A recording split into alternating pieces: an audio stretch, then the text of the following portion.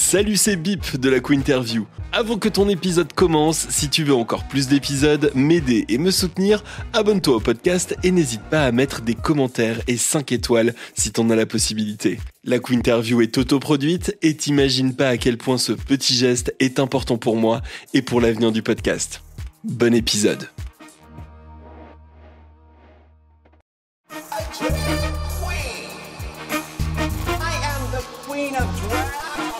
Hello à tous et bienvenue dans cet épisode spécial de la Quinterview. Pour fêter cette fin d'année, je vous ai demandé de me donner vos recommandations culturelles pour un Noël plus queer, des anecdotes qui vous sont arrivées en drague, des performances qui vous ont particulièrement marqué en tant que spectatrice, mais aussi votre meilleur moment d'un an et demi de Quinterview. Comme vous avez été nombreux à répondre, j'ai décidé de diviser l'épisode spécial en deux. Bon, ne me remerciez pas, c'est cadeau. Et aujourd'hui, on va parler recommandations pour un Noël plus queer avec quelques-unes des anecdotes qui vous sont arrivées à vous, les artistes drag qui écoutez la Quinterview. Et aussi un petit FAQ où vous en saurez plus sur moi et sur le podcast. Et la semaine prochaine, on découvrira vos anecdotes en tant que public et aussi vos meilleurs moments de la Quinterview. Je voulais vous dire que Rose est vraiment exceptionnelle. Oh, c'est un bijou. Elle est... Quoi ? Et qui sait, peut-être des moments jamais diffusés. Tu sais, c'est comme si là je me mettais à te faire passer le quiz par exemple de Miss France 2024. Horrible. Je pense que c'est pas fastoche. Alors, dans quel pays s'est déroulé la Coupe du Monde de rugby l'année dernière. Je dirais... C'est un pays qui commence par... et qui finit par... Vraiment ? En France ? Bah oui. La Coupe du Monde de rugby ? Oui. Ah oui, 2023, je C'était pensais la France, à... l'Afrique du Sud ou l'Australie. Je pensais à 2022, c'est pour ça. Finalement, je vais me présenter à Miss France. Je crois que j'ai plus de chance. Et nous commençons tout de suite avec une recommandation urgente d'Anita Lacuenta si vous n'avez pas encore fait votre sapin. Point médian E. Hello, moi c'est Anita Lacuenta, j'ai 22 ans et je suis votre drague clermontoise favorite. Pour mes recommandations, en petit cadeau de Noël, je te conseille d'aller sur le site de Namilia, Namilia. En plus de vêtements, ils proposent des boules de Noël en forme de phallus, de toutes les couleurs, de toutes les tailles, avec tous les fétiches possibles. Et je me dis que ça peut être un beau cadeau de Noël, soit pour belle-maman, soit pour la grand-mère. Mon année drague, personnellement, elle s'est démarquée par une perruque dans un ventilateur. On m'en parle encore, alors que c'était peut-être il y a une dizaine de mois. Je l'ai jetée sur scène, manque de peau, ventilateur devant, quelques fourches, pas mal d'épaisseur en moins, mais apparemment ça m'a valu quelques followers, donc c'était plutôt cool. Et dans la série Drag et Cascade, même combat, en plus de vous conseiller le compte Instagram Drags Getting Hurt, vous êtes nombreux à avoir eu le goût du risque cette année. Coucou Bip, ici Gono Del Rey et j'agis depuis Nantes où je fais du drag depuis 1 an maintenant. Du côté de mon drag, écoute, je pourrais raconter absolument tout puisque j'ai commencé à sortir de ma tanière en janvier. Donc tout ce qui m'est arrivé cette année, c'est toute ma carrière drag. Mais si je dois garder une anecdote à raconter quand même, c'est quand on fait du drag dans les Hautes Alpes avec Lara Baka pour le projet House of Slashua. Et je suis monté dans un arbre avec des jumelles pour regarder au loin quand soudain la branche a cassé. Et donc j'ai dégringolé tout l'arbre en me râpant contre l'écorce. Et j'en ai encore à ce jour 4 cicatrices sur les hanches et derrière les bras. Et j'y pense maintenant, mais le pire dans cette histoire, c'est que cette vidéo était trop en contre-jour et qu'elle est jamais sortie. Hello, alors moi c'est Agatha Enchantress. J'ai 21 ans et je suis de Strasbourg. Je suis la fille de Rose Tantal. Le 31 août, du coup, à l'annonce que je suis devenue la fille officielle de Rose Tantal, on avait donc un drag show avec Sarah Forever à Strasbourg. Et il faut savoir que à la toute fin de la soirée vers minuit, on a tous et toutes défilé. Et je suis tombée, c'est-à-dire que j'ai voulu faire une roulade et je suis tombée tête première, j'ai mal fait ça. Sauf que je suis tombée tête première sur du béton, je me suis fait une commotion cérébrale. Voilà. Maintenant, ça va beaucoup mieux. J'ai pas refait de roulade dans des shows pour le moment. En tout cas, pas sur du béton. Mais voilà, donc faites des drag shows. Faites du show. Mais faites attention. Bonjour, bonsoir la Quinterview. Mon prénom à la ville, c'est Thibaut, et à la scène et sur les réseaux sociaux, c'est Sérop, ou Séropé, peu importe, je vous adore. J'ai 26 ans, originaire de Besançon. Donc ça s'est passé en mai dernier. J'ai participé à un concours de lip-sync lors d'un festival, le Love for All, à Besançon. J'avais passé le casting, tout réfléchi, le mix musical, la choré, tout était prévu. Mais ce que j'avais pas prévu en revanche, c'était mes problèmes de santé. Parce que 2 semaines avant de monter sur scène, je me suis fait opérer du pied et d'une hernie inguinale. Donc rien de grave, rassurez-vous, je devais simplement me reposer de mes 2 opérations. Mais j'étais tellement motivé à l'idée de participer et d'enfin monter sur scène que j'ai continué de répéter ma performance avec ma cicatrice jusqu'au jour J, où j'ai quasiment effectué un grand écart sur scène. J'ai pas été qualifié pour la suite malheureusement, mais j'ai eu tellement de compliments et l'énergie de la scène m'a tellement donné envie d'en refaire que je peaufine déjà ma prochaine performance si je participe de nouveau l'année prochaine. Avant de retrouver la première salve de recommandations, c'est le moment de découvrir l'année drague de Choupette. L'artiste drague qui suit, je vais vous la résumer façon pyramide, ouais c'est un vieux jeu de boomer. Bracelet, visage, public, Jean-Luc Mélenchon, souris, Palais de Tokyo. Ça veut rien dire. Pour ce qui est de mon année en drague, niveau perf chaotique, au Cancan Pigalle, lors de la Blue Moon, j'étais en scène ouverte. Il y a un de mes props que j'avais très mal attaché à mon bras, qui a volé dans la tête d'une membre du public. J'ai la vidéo où on voit ma tête en mode « Oh, c'était très drôle !» Sinon, comme perf assez iconique, j'ai performé devant Jean-Luc Mélenchon pour les 25 ans de l'inter-LGBT. Je me suis retrouvé presque à poil devant Jean-Luc Mélenchon, c'était très drôle. Et aussi une perf au Palais de Tokyo où j'étais en une grosse souris. Mais ça, c'est plus dans mon parcours d'étudiant en art. Voilà, j'ai fait un workshop avec un collectif d'artistes et c'était assez marrant d'être une énorme souris dans un Palais de Tokyo. C'est le moment de retrouver une première salve. Mais c'est quoi cette voix ? C'est le moment. C'est le moment de retrouver une première salve de recommandations en tout genre pour un Merry Queermas. Et même si vous ne faites pas, écoutez quand même, il y a certainement quelque chose qui va vous plaire et vous équiper pour votre caisse à outils de déconstruction. Ouais, on est déconstruits comme des Lego ici. N'importe quoi. Hello la Quinterview, c'est Reine Aubrac, trop heureux d'être sur les airs, en fin de la Quinterview. Alors moi cette année, les recommandations, c'est d'abord la grande histoire LGBT de Néon Média. Ils ont fait un livre vraiment trop cute. Si on veut un truc un peu plus hot, il y a 69 œuvres cultes de l'histoire de l'art écrit par Ugo Spini, qui a un livre qui est sur les histoires un peu hot de l'art. Et si on veut un truc encore plus hot, il y a Lusted Men, qui est un recueil de 600 photographies sur la nudité masculine, qui est incroyable. Et après, si on adore le drag, il y a potentiellement un livre Icon Drag qui regroupe toutes mes photos sur les 8 dernières années, les meilleures.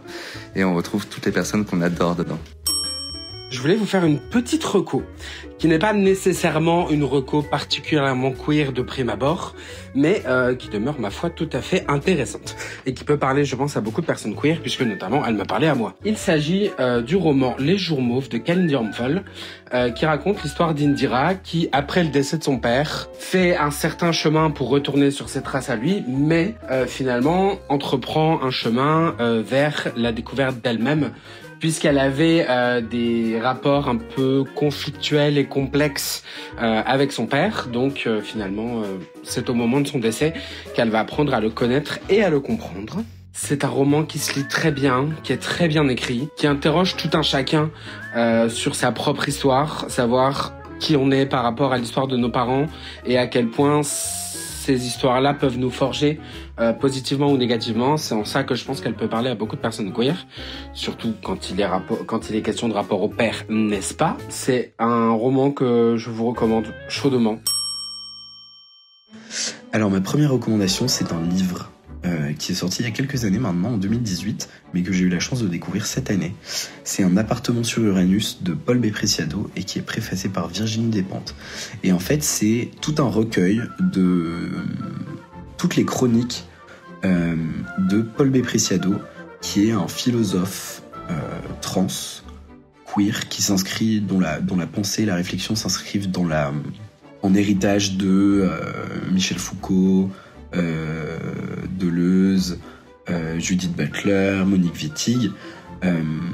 Et en fait, c'est plein de petites chroniques de 2 à 5 pages à chaque fois, qui traitent de sujets de société, qui traitent de la transition aussi de Paul B. Preciado, qui traitent de plein de sujets, d'amour, de transition, de rapport au genre, de rapport à la famille, du mariage pour tous aussi, puisque Paul B. Preciado a commencé à écrire ses chroniques au moment du mariage pour tous. Ça se lit facilement, c'est super intéressant, et moi je trouve que ça donne plein de clés pour mieux se comprendre soi-même. Et puis 2 autres recos, un film super vieux, mais que j'avais pas vu depuis super longtemps, Recherche Suzanne désespérément, un film avec Madonna, taillé pour Madonna.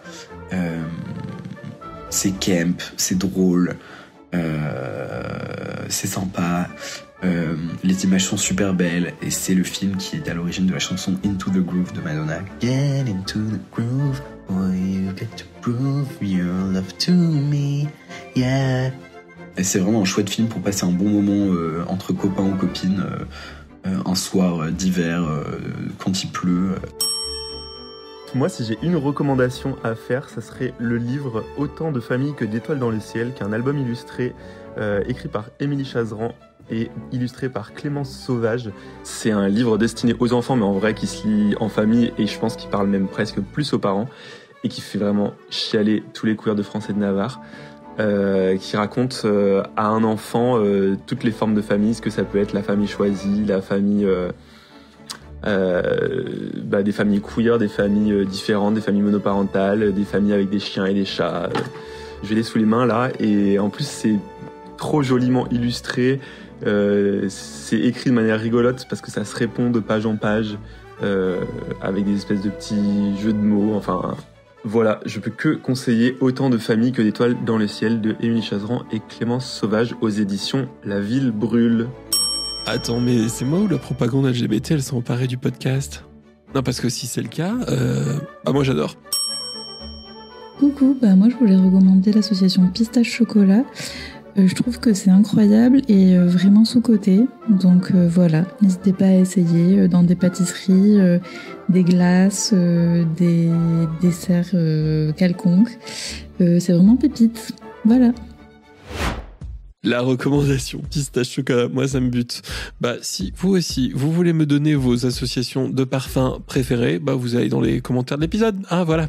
Bon allez, alors je vous ai demandé de m'envoyer des questions, une foire aux questions, une FAQ comme on dit, et donc du coup je vais y répondre. Alors, des questions sur moi, des questions sur la Quinterview. Vous voulez en savoir plus, vraiment. Vous êtes vraiment une bande de curieux. Ça se fait pas du tout. Alors, première question. Je vais essayer d'y répondre vraiment très spontanément à base de spontanéité. Alors, première question. Avec Shopify, obtenez tous les bons outils pour vendre. Des outils de design pour développer votre marque, des outils de marketing pour susciter l'intérêt de plus de clients et des outils de vente pour élargir votre champ d'action. En ligne, sur médias sociaux, en personne et bien plus encore. De la petite entreprise à multinationale, les outils de Shopify supportent votre croissance. Vous pouvez ainsi vous concentrer sur ce que vous faites le mieux. Inscrivez-vous à une période d'essai à 1 € par mois sur shopify.fr/audio. Rendez-vous sur shopify.fr/audio pour faire passer votre marque au niveau supérieur dès aujourd'hui. Temps de préparation d'un épisode. Alors un épisode, ça se prépare pour moi en 2 temps. Premier temps, ça va être déjà rencontrer la personne si je l'ai pas déjà rencontrée ou même si je la connais déjà.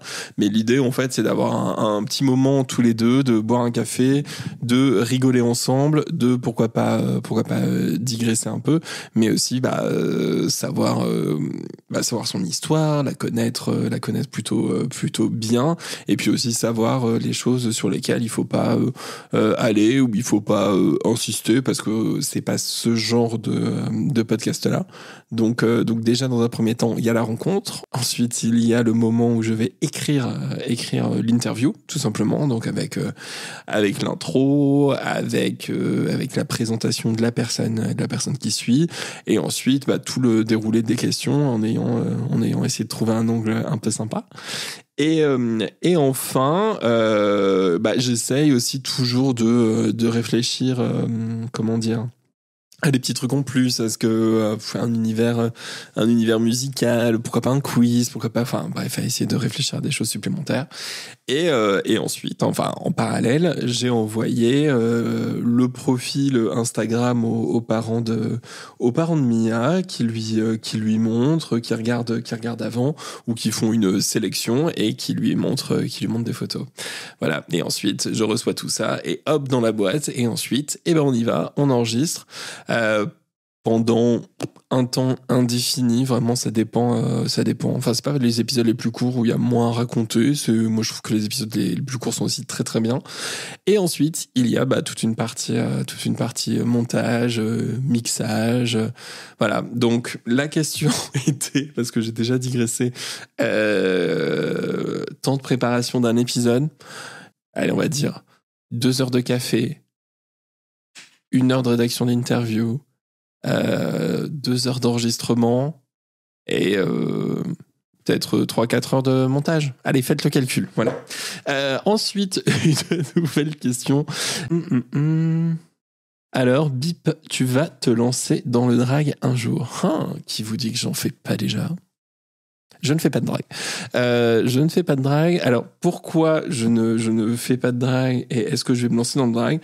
La réponse qui est sincère, selon moi, et que je dis tout le temps, et qui est vraiment très très sincère, c'est je laisse faire ça aux professionnels. Vraiment, j'ai pas la mutuelle qui va avec le fait de pouvoir être drag, donc vraiment, je laisse ça aux professionnels. Est-ce que ça me titille ? Est-ce que ça me tente ? Pourquoi pas ? Enfin, j'en sais rien.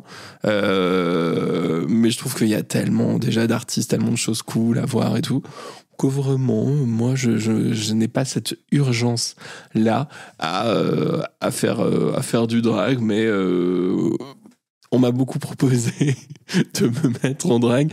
C'est pas que je vais pas accepter, c'est juste qu'on n'a pas trouvé le temps, donc... N'hésitez pas à proposer. Et d'ailleurs, si vous avez des idées de noms de drag pour moi, vous avez les commentaires du podcast. Voilà. On s'en fait une petite troisième et on en fera une deuxième salve un petit peu plus tard dans l'épisode. Ton top 3 de tes moments préférés sur toutes les saisons. Ça, c'est hyper difficile. Alors déjà, je vais aller sur Spotify et je vais me remettre tous les épisodes devant les yeux pour repenser un petit peu à tous ces différents moments.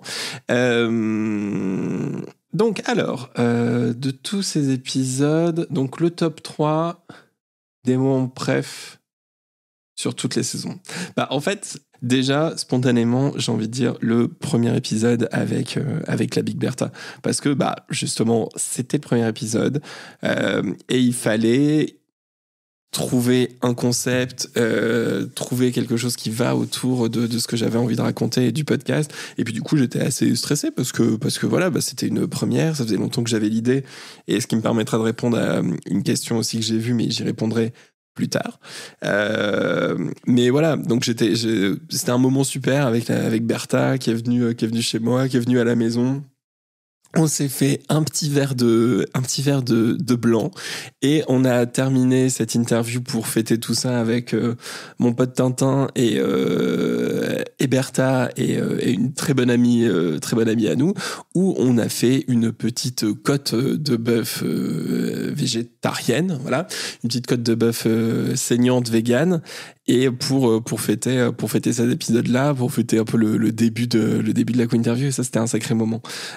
Ensuite, spontanément, j'ai forcément envie de vous parler de l'autre épisode de la saison 1, de l'épisode de Rose, qui est, alors pareil, enfin c'est marrant, ça parle aussi de moi j'imagine, mais on était sur un moment de convivialité, on s'est retrouvés vers chez elle, où on est allé faire quelques petites courses pour manger, pour grignoter pendant le podcast. On est allé tourner directement la vidéo que vous avez adorée, et sinon je vous conseille de la revoir, de Rose qui fait visiter sa cave / dressing, qui était à la base une inspiration vraiment très très libre de RuPaul, qui fait visiter sa maison à Architectural Digest là. Voilà. Libre interprétation, vraiment. Et ensuite, on est allé se poser chez Rose, on a installé les micros et l'apéro, et on a rigolé pendant 2h40. Et ça, c'était vraiment, vraiment un très, très bon moment de Quinterview. Et ensuite, qu'est-ce qui pourrait, me venir comme ça sur les meilleurs moments? Après, il y a 2 moments que je vais mettre à égalité. C'est l'épisode avec Sylvia Slut et l'épisode avec Lola Dragoness Zone Flame, qui sont des épisodes que j'affectionne particulièrement, qui sont des épisodes, en fait, quand on me demande, quand je dis que j'ai un podcast, ou quand on me demande par quel épisode commencer, je conseille soit celui de Sylvia, soit celui de Lola, parce que je trouve que c'est une magnifique introduction au podcast, comprendre un petit peu comment le podcast fonctionne, et une magnifique aussi introduction au drag du notre époque, avec d'énormes guillemets, mais c'était il y a une 30aine d'années, et je trouve que la manière dont c'est raconté les histoires, les voix éraillées par des soirées intenses, des clopes intenses, des fumoirs intenses, je trouve que ça donne un grain au podcast que j'apprécie énormément. Et donc ouais, les interviews de Lola et de Sylvia, et en plus de ça, je sais pas si vous en êtes rendu compte, mais il y a aussi un petit côté un peu intimidé de ma part, où on dirait vraiment un petit bip avec des étoiles dans les yeux, ce qui est quand même vraiment le cas du moment où j'enregistrais. C'est fini pour cette première partie de FAQ, et vous savez quoi, j'y prends beaucoup de plaisir. Je vais vous en faire une deuxième partie un petit peu plus tard dans l'épisode. Avant de retrouver une deuxième salle de reco, revenons à nos anecdotes d'artistes drag. Et cette année, vous l'avez compris, il y a eu beaucoup, mais alors beaucoup, de premières fois. Hello Bip, c'est Dorine de Nice. Je suis alliée et super fière de l'être. Tout d'abord, je voulais te remercier de faire participer tes auditeuristes à ce podcast de fin d'année. C'est vraiment génial. Concernant mon année drague, bien figure-toi que des amis d'une association BER ont invité ma fille Léonore et moi à faire l'ouverture du Queer Naval de Nice en février. Mais la seule condition qu'on défile en king. Alors on a bien sûr adoré l'idée, car comme le dit si bien Dolly Parton, si j'avais été un homme, j'aurais adoré être une drag queen, donc il n'y avait pas de raison que l'inverse ne soit pas possible. Du coup, nous avons fièrement défilé toutes les deux, ma fille en David Bowie et moi en Prince, et franchement, nous avons été super fiers de porter les couleurs de la Pride, car nous admirons profondément les drag queens. Ce sont des artistes courageuses qui osent s'afficher et s'exprimer au travers de leur art. Salut Bip, et merci beaucoup de laisser à tous les auditeuristes de ton super podcast qui est la Quinterview l'opportunité de pouvoir s'exprimer dans cet épisode de fin d'année. Franchement, c'est une super chouette initiative. Alors moi, c'est Edouard / Rosie de la Falaise. Alors, une anecdote de mon année en drague, c'était à l'occasion de ma deuxième sortie en drague. Je suis allé au bingo de Mini Majesté, organisé tous les dimanches à la Folie. Et donc j'avais demandé à Minima si je pouvais venir en drague. Minima m'avait dit oui, ok, pas de problème. Et donc je suis venu en drague avec des copains pour jouer au bingo. Et en fait, ma perruque était une catastrophe. J'avais décidé de faire et de styler la perruque moi-même. C'était pour une tenue qui était très inspirée d'une tenue de Madonna qu'elle portait lors de sa dernière tournée, le Celebration Tour. J'avais une robe magnifique, une copine à moi qui est créatrice avait cousu, et je suis arrivé avec une horrible perruque, complètement emmêlée, pas du tout coiffée, avec zéro volume, il n'y avait pas de lace, mais je me trouvais magnifique. Et moi, je slayais dans ma tenue. Et malgré tout, j'ai passé un super bon moment au bingo. Et puis une autre petite anecdote, du coup, c'était ma première perf, qui était le 28 août dernier chez Olympe, dans le cadre d'une scène ouverte organisée par Morphine Blaze. Et c'était vraiment un super moment. J'ai eu la chance de performer à nouveau dans cette tenue, mais avec une magnifique perruque sur Holy Water de Madonna, et c'était un super moment. Les 2 témoignages qui suivent sont les messages les plus touchants que j'ai reçus. Je vous laisse découvrir Majesty et Arthur. Bonjour Bip, moi c'est Arthur, alias Robitox. J'ai actuellement 15 ans, bientôt 16, et j'habite à Toulouse. Je suis pas drag queen, mais j'aimerais devenir drag queen, et je l'ai vécu hier. Je me suis mis en drag pour la première fois, et j'avoue que c'était une expérience de ouf. Je me vois dans le miroir, alors j'étais assez moche, et c'est vrai, mais me voir, en fait, j'ai limite eu les larmes aux yeux parce que j'ai vu un peu cet idéal que j'aurais pu voir sur la scène, et j'ai vu le potentiel qu'il y avait, et c'était juste un moment tout simplement magnifique avec moi-même que je conseille à toutes les personnes essayant au moins expérimenter une fois le drag dans leur vie. Bien le bonjour à tous, alors je m'appelle Majesty, je suis une personne non binaire et mes pronoms sont elle et elle. Et je suis artiste drag sur Clermont-Ferrand. Pour ce qui est de mon année drag, j'ai la chance de pas avoir eu trop de cafouillage sur scène pour le moment et que tout se soit plutôt super bien passé. Donc on touche du bois, vraiment. Mais du coup, je vais plutôt parler d'un souvenir qui m'a marqué par sa beauté. Donc c'était il y a pas longtemps, c'était pour le Thé d'Or 2024, donc le 20 novembre. Donc le Thé d'Or, c'est le Trans Day of Remembrance. Donc c'est une journée où on commémore la mémoire de nos adelphes disparus et où on se bat pour ceux qui restent. Et pour cette journée, il y a une soirée qui a été organisée donc gratuitement au Photomat, donc par Doline et Amanitae. Donc ce sont 2 artistes drag que j'apprécie beaucoup et j'ai eu la chance d'être bookée du coup pour cette soirée. Donc j'ai été bookée avec Barbemo et Poivre Rose, donc 2 autres artistes drag que j'apprécie. Et on a pu effectuer du coup lors de cette soirée une première partie plus performance où on a pu apporter de la lumière au public car c'était important dans cette journée qui est, on le sait, particulièrement lourde émotionnellement. Et on a eu une deuxième partie où on a pu témoigner sur scène au micro, donc pour éduquer et sensibiliser sur la transidentité à travers nos vécus. C'est aussi une soirée où on a eu la chance d'avoir la présence d'associations comme SOS Homophobie Auvergne ou encore OST Clermont qui ont pu prendre la parole et organiser une soupe solidaire. Et donc c'est une soirée qui reste vraiment un très beau souvenir pour moi parce qu'on a réussi à créer tous ensemble vraiment un moment rempli d'adelphité et de douceur et avoir réussi à se battre pour transformer cette journée qui, on le sait, est assez compliquée en quelque chose de beau et de lumineux. Je trouve que c'est quelque chose qui est super important et ça restera vraiment un de mes souvenirs les plus précieux de cette année. Et voici la seconde partie des recommandations des auditeuristes. Perso, j'adore.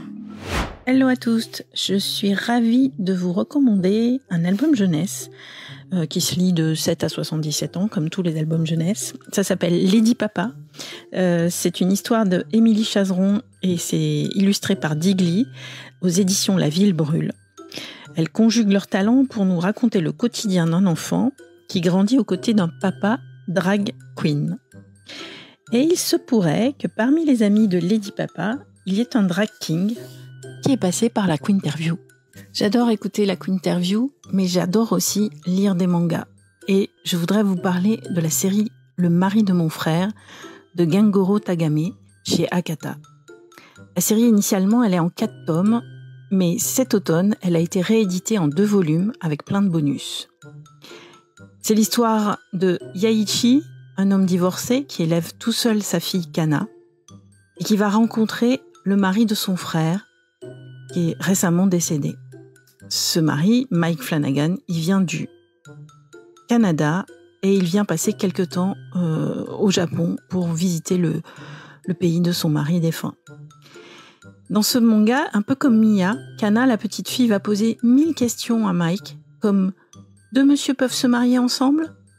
Et chaque tome va répondre avec délicatesse et bonne humeur à toutes ces questions. Pour ce qui est de ma recommandation de cette année, je conseille le livre « Ceci n'est pas un livre sur le genre » de Morgane Noam. C'est un livre qui est super complet et ludique, je trouve, sur les questionnements autour du genre. Et c'est un livre qui est tout aussi bien pour un public qui cherche à en savoir plus sur la notion de genre, car elle se pose des questions, mais qui est aussi recommandé pour les personnes qui sont pas du tout éveillées sur le sujet. Je trouve que c'est un très bon outil à se procurer ou à offrir à notre entourage pour éduquer sur ces notions-là, parce que c'est plus que jamais nécessaire. Niveau recommandations cette année, niveau film, je dirais Les Reines du Drame d'Alexis Langlois, qui est sorti très récemment et qui est très slay.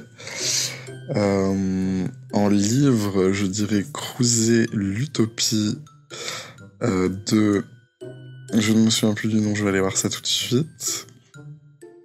Et niveau podcast, je recommande bien évidemment le podcast des copines Créature et Dommage, Défunte, que je suis assidûment et voilà. Comme recommandation, je recommande à 100% le podcast Absolument Fabuleuse fait par du coup les merveilleuses Paloma, première reine de France, et Elodie Veripotti, qui est tout simplement, je trouve, un podcast super pour décompresser et parler de sujets sérieux et beaucoup moins sérieux. Voici mes recommandations. Donc pour le film, j'ai choisi Call Me By Your Name de Luca Guadagnino. C'est une magnifique histoire d'amour et de découverte de soi portée par des paysages lumineux et une narration pleine de douceur. Pour la lecture, j'ai choisi Le bleu est une couleur chaude de Julie Marot. C'est une bande dessinée magnifique qui a d'ailleurs inspiré le film La vie d'Adèle sur l'amour, le coming out et la lutte contre les jugements sociaux. Tu sais, j'aime les choses quand elles sont abordées d'un point de vue tendre et humain. Et aussi, j'aime l'onirisme et la poésie. Je suis architecte d'intérieur et décoratrice. Et pour moi, c'est tellement mieux quand le monde est enrobé de jolies choses. Ma recommandation serait Arcane, saison 2. Déjà parce que je joue beaucoup aux jeux vidéo en dehors du drag et j'ai beaucoup de passion. Et Arcane était vraiment une pure beauté d'un studio français d'animation en lien avec League of Legends, avec une représentation LGBT sincère, parce que ça existait déjà dans le jeu cette représentation-là.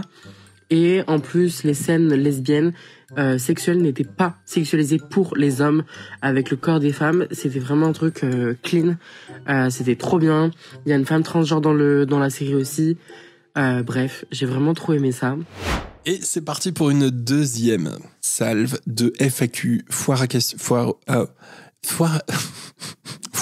Lancement foiré. Non, c'est parti pour la FAQ.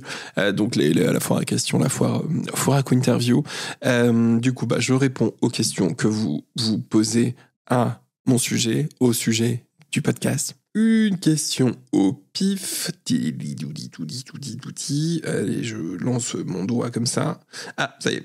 Alors, qu'est-ce qui t'a donné envie de lancer ce podcast ? Ce qui m'a donné envie de lancer ce podcast, c'est parce que comme beaucoup de personnes qui écoutent ce podcast et des personnes qui participent aussi à ce podcast, j'aime bien Drag Race. J'aime beaucoup l'émission. Ça a été en partie une introduction au drag que j'ai trouvé assez cool. Et du coup, j'étais assez frustré de voir à quel point on connaissait peu les personnes qu'on avait devant nous, parce que c'est une émission qui va vite, où il y a les mini-challenges, les maxi-challenges, les défilés, etc. Et donc, on a des bribes d'histoire, mais on n'a jamais l'histoire. On comprend jamais quel est le parcours et tout. Et étant quelqu'un d'assez curieux, et j'en parle assez souvent, en fait, j'avais envie d'en savoir plus, en fait, de d'où ça part, de comment on y arrive, de comment on se lance, quels ont été un peu les éléments fondateurs du perso drag, du fait d'avoir besoin besoin de ça dans sa vie. Et du coup, je me suis dit, franchement, t'as la capacité de le faire, t'es pas plus bête qu'un autre, pourquoi ne pas le faire? Sauf que entre le moment où je me dis ça et le moment où je réalise enfin que vas-y, lance-toi ma belle, fais des trucs, il se passe quand même 1 an et demi, 2 ans. C'est-à-dire que on pourrait déjà être à quasiment la 4e année de la Quinterview. Désolé. Ouais, on peut avoir un faux mot d'un truc qui ne s'est pas passé. Voilà, je vous le donne. Et du coup, parce que je me disais, mais pourquoi moi? Pourquoi, en fait? Est-ce que j'ai besoin de faire ça? Est-ce qu'il n'y a pas d'autres personnes qui sont plus légitimes que moi pour faire ça? Et donc, c'est des questions que je me suis vraiment posées, longtemps.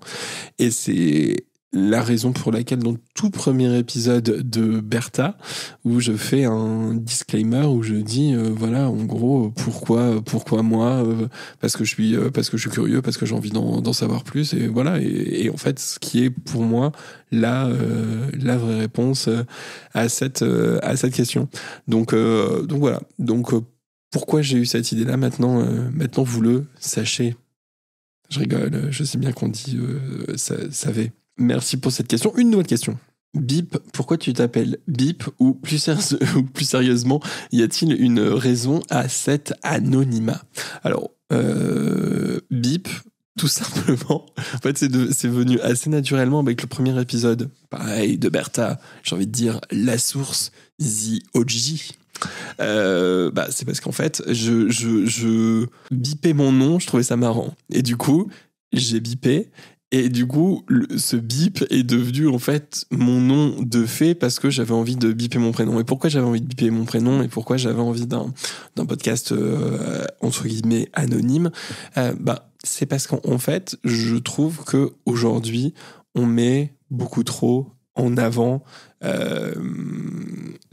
dans certains podcasts et dans certains programmes et tout, l'intervieweur plutôt que l'interviewé. Et c'est-à-dire qu'en fait, on vient se mettre en avant ou en valeur face à une personne qui vient se livrer. Et moi, j'avais vraiment pas envie de ça. J'avais envie de quelque chose qui soit un peu plus authentique et du coup, où on laisse vraiment la parole aux personnes face à moi. Et c'est-à-dire que moi, on me découvre au fur et à mesure des épisodes où je raconte des choses personnelles à mon sujet. Mais en revanche, je ne viens jamais me mettre au-dessus de la personne dont je fais l'interview. Parce que, en fait, je trouve que ça arrive trop souvent, que c'est trop du moi. Et j'aime pas ça. Je trouve qu'en fait, ce qui est intéressant, en fait, quand on fait une interview, c'est l'artiste. Alors oui, et forcément, je suis pas aveuglé, et je sais très bien qu'il y a aussi un attachement qui se fait à ma personnalité, à ma manière de poser les questions, au podcast, etc. Et donc forcément, vous revenez aussi pour cette raison-là, parce que vous m'aimez bien et tout. Mais je ne vous oblige pas. Je vous oblige pas à m'aimer, je vous oblige pas à me suivre, et je vous oblige pas à vous rendre accro à moi, parce que j'ai envie de vous faire découvrir des gens, et c'est ça qui m'excite et c'est ça qui me plaît. Point. Donc voilà, l'anonymat, c'est aussi une façon de de reconnaître mon travail plutôt que la personne que je suis. Et je trouve qu'un podcast est fait pour ça, c'est-à-dire que on vient écouter quelque chose, un programme de qualité, parce que je sais qu'il y a plein de gens qui sont accros à des choses qui sont pas forcément de qualité, mais c'est juste parce que ils sont accros, quoi, et ils aiment ça et ils s'en foutent. Moi, j'ai envie de faire passer le côté qualitatif avant tout, et ensuite ma personnalité, qui je suis vraiment à la ville, on s'en fout. Allez, j'ai assez répété 2 fois la même chose de manière différente.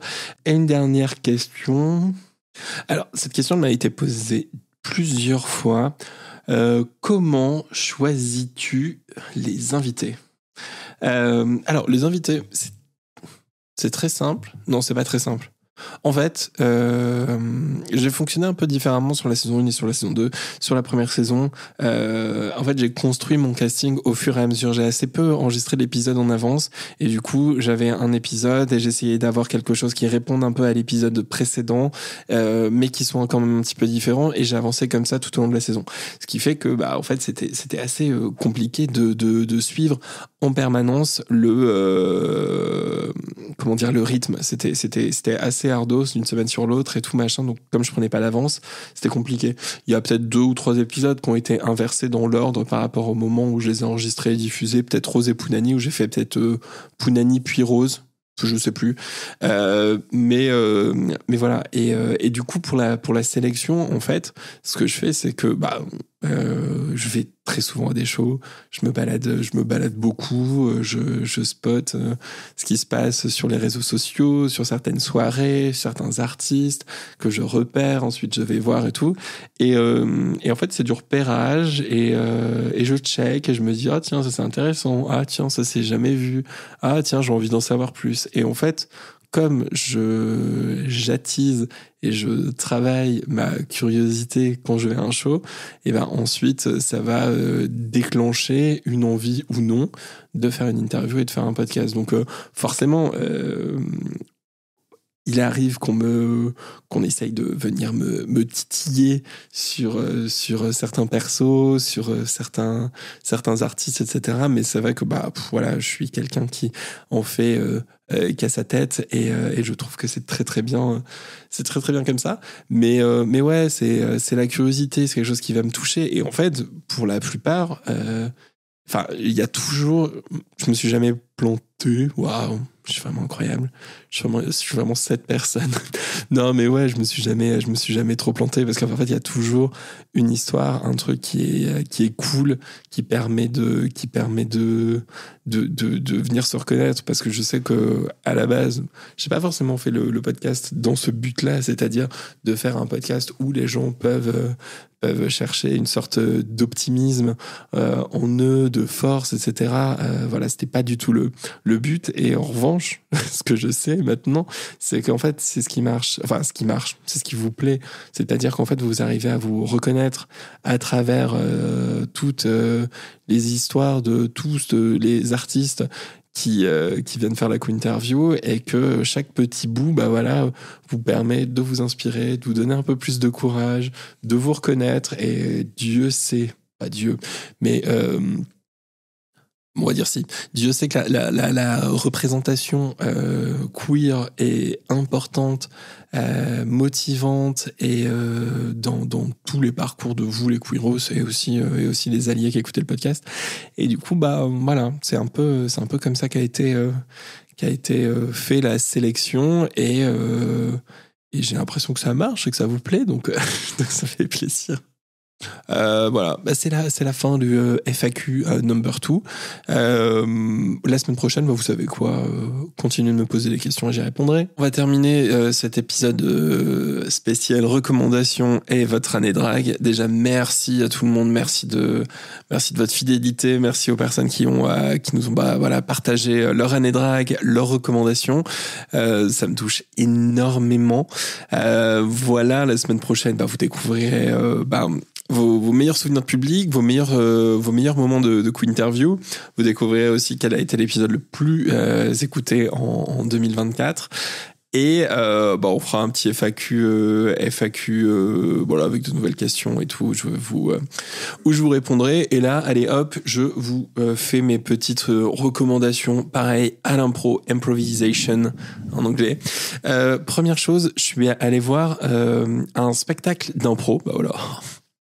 C'est dingue, je fais des liens, j'avais même pas prévu.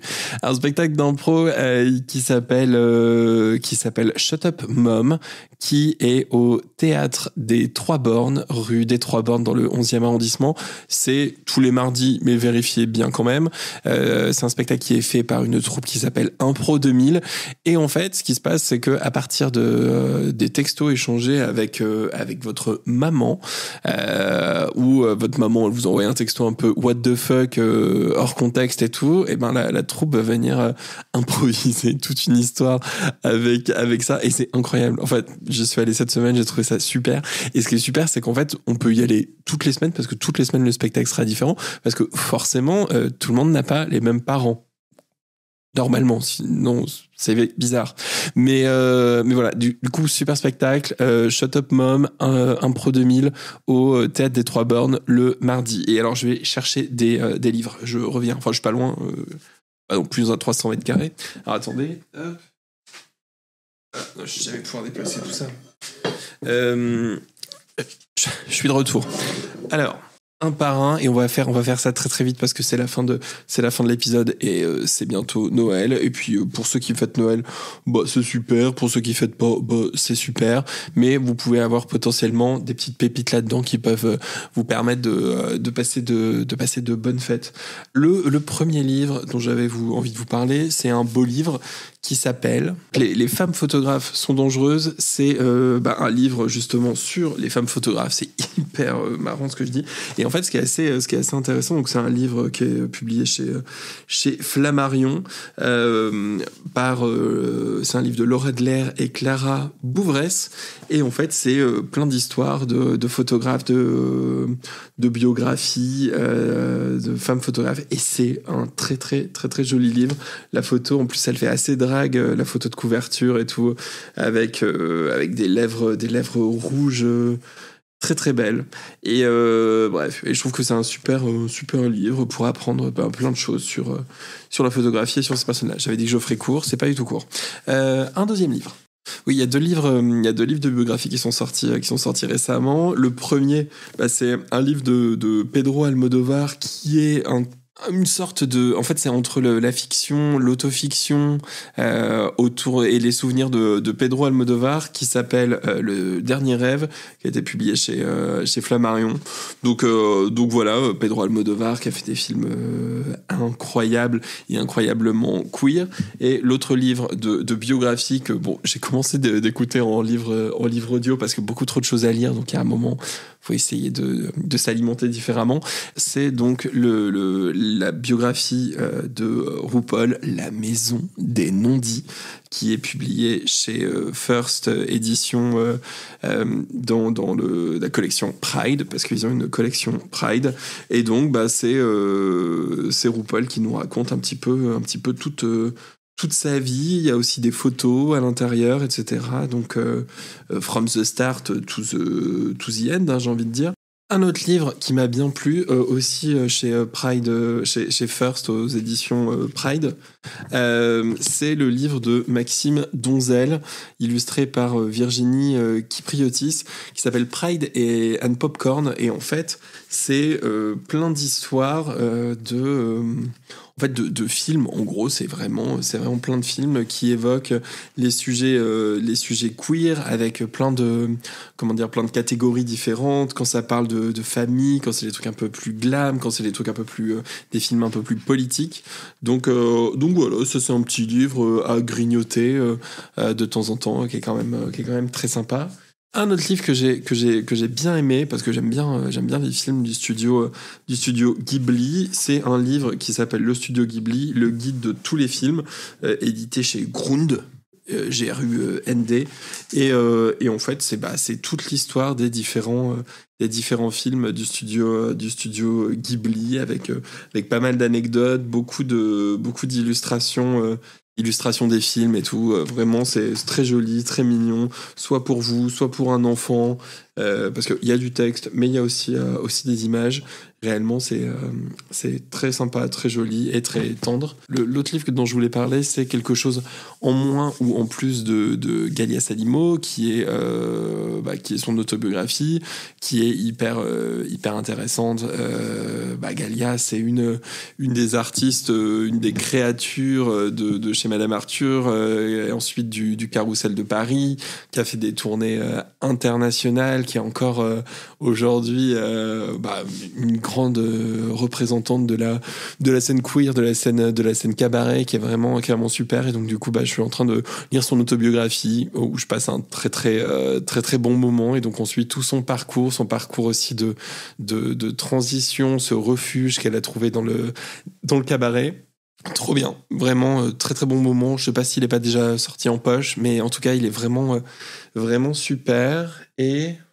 Et enfin de la bande dessinée ou roman graphique avec une bande dessinée qui est sortie chez Glénat qui s'appelle Citer un homme, regard dessiné sur les masculinités. Voilà, je trouve que tout est dit. Et donc en fait c'est un recueil de c'est pas le mot, c'est plusieurs dessinateurs, plusieurs auteurs de bande dessinée qui se sont mis ensemble, qui ont créé plusieurs histoires, plusieurs nouvelles avec chacun leur style de dessin et donc toutes les masculinités et tout, et c'est vraiment très très chouette. Voilà, je le regarde en même temps, je passe de bons moments à lire ça. Comme moi, les bandes dessinées, j'ai toujours l'impression que ça va trop vite. Du coup, je lis quelques pages et je laisse de côté. Voilà. Mais donc, je vous ai fait quand même pas mal de recommandations. Et en plus de ça, vous en avez eu un peu toute l'année des recommandations avec tous les artistes qui sont passés, par la Quinterview. Moi je dis on se retrouve la semaine prochaine donc pour ce nouvel épisode spécial. On se dit à très bientôt. Voilà, comme d'habitude, on vient liker, on vient mettre des étoiles, des commentaires et on se retrouve la semaine prochaine. À bientôt les petits queeros, gros bisous.